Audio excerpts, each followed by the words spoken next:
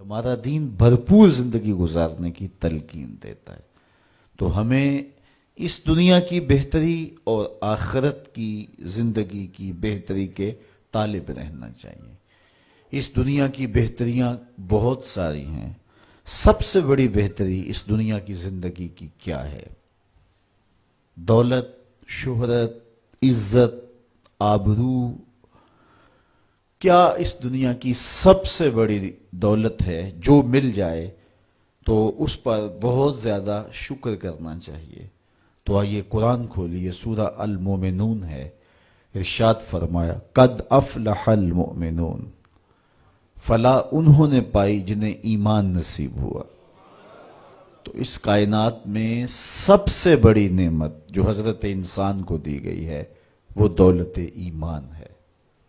قیامت کے دن سب سے بڑی نعمت جو مومنین کو دی جائے گی وہ دیدار الہی ہوگا۔ تو جو آخرت میں دیدار الہی سے محروم ہو گیا اور دنیا میں ایمان سے محروم ہو گیا وہ حقیقی محروم ہے۔ ایک شخص چرخ میں اڑتا ہے، ہواؤں میں جھولتا ہے، ہر دولت اس کو میسر ہے، عزت شہرت اس کی باندھی ہے، وقار تکریم اسے حاصل ہے، دنیا جانتی ہے، زمانہ سلوٹ کرتا ہے، جو چاہتا ہے وہ ہو جاتا ہے، ہر عیش و عشرت میسر ہے، لیکن اس کے سینے میں ایمان کا چراغاں نہیں، کوڈی مول نہیں ہے اس کا۔ اور ایک شخص جھونپڑے میں رہتا ہے، کھانے کے لیے کبھی مل جاتا ہے کبھی نہیں بھی ملتا، دنیا اسے پہچانتی بھی نہیں ہے، وہ معروف شخص بھی نہیں ہے، لیکن اس کے سینے میں ایمان کا چراغ ہے، وہ خوش نصیب شخص ہے۔ میرے حضور کا ایک فرمان سنیے، حضور نے فرمایا میرے دوستوں میں سے قابل رشک دوست وہ ہے جس کا سامان دنیا تھوڑا ہے، نمازیں زیادہ ہیں۔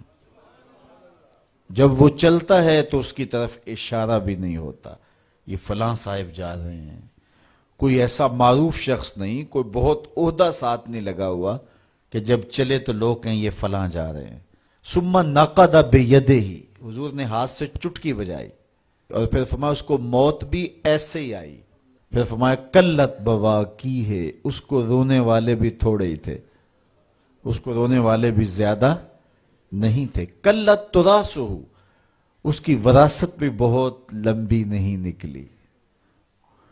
فرمایا میرے دوستوں میں قابل رشک دوست دیکھنا ہے تو یہ اس کا جنازہ جا رہا۔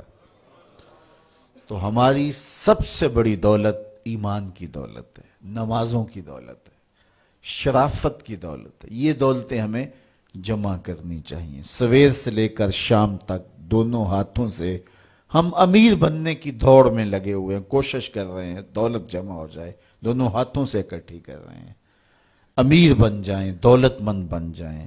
خیال ہے کہ اگر دولت بہت ساری ہوگی تو سکون ملے گا، جب مل جاتی ہے دولت تو پھر سکون نہیں ملتا، کہتے ہیں کچھ اور حاصل ہو تو سکون ملے گا، ساری زندگی اس دوڑ میں گزر جاتی ہے۔